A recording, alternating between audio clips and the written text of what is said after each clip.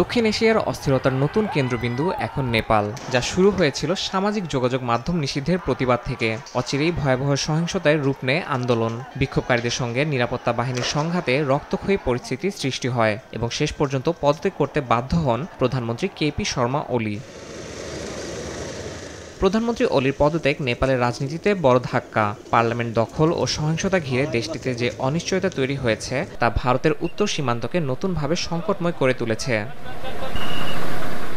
ভারত ও নেপালের মধ্যে প্রায় ২,০০০ কিলোমিটারের সীমান্ত। প্রতিদিন এই সীমান্ত পেরিয়ে লাখো মানুষ যাতায়াত করে, চলে বিপুল অঙ্কের বাণিজ্য।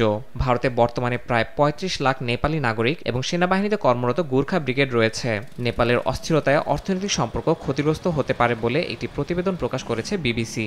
দেশটি ভারতীয় জ্বালানি ও খাদ্য আমদানির উপর নির্ভরশীল। বার্ষিক দ্বিপাক্ষিক বাণিজ্যের পরিমাণ $৮ বিলিয়ন বেশি। অচলাবস্থা দীর্ঘ হলে ভারতীয় সরবরাহ ব্যবস্থা ব্যাহত হওয়ার ঝুঁকি রয়েছে। অন্যদিকে চীনের সঙ্গে সীমান্ত বাণিজ্য পুনরায় চালুর বিষয়টি দিল্লিকে আরও চিন্তিত করে তুলছে। ভারতের অভ্যন্তরেও নেপালের অস্থিরতার প্রভাব পড়তে পারে। সীমান্তবর্তী রাজ্যগুলোতে বসবাসরত নেপালি সম্প্রদায় উদ্বিগ্ন হয়ে পড়েছে। একই সঙ্গে হিন্দু তীর্থযাত্রার মতো সাংস্কৃতিক সম্পর্কও এখন অনিশ্চয়তার মুখে। এতে দিল্লিকে শুধু কূটনৈতিক নয়, সামাজিক দিক থেকেও পরিস্থিতি সামাল দিতে হচ্ছে। এই প্রেক্ষাপটে ভারতীয় প্রধানমন্ত্রী নরেন্দ্র মোদী জরুরি বৈঠক করে পরিস্থিতি মূল্যায়ন করেছেন। প্রতিবেশী রাষ্ট্রের শান্তি ও স্থিতিশীলতা ফিরিয়ে আনার উপর গুরুত্ব দিচ্ছেন তিনি।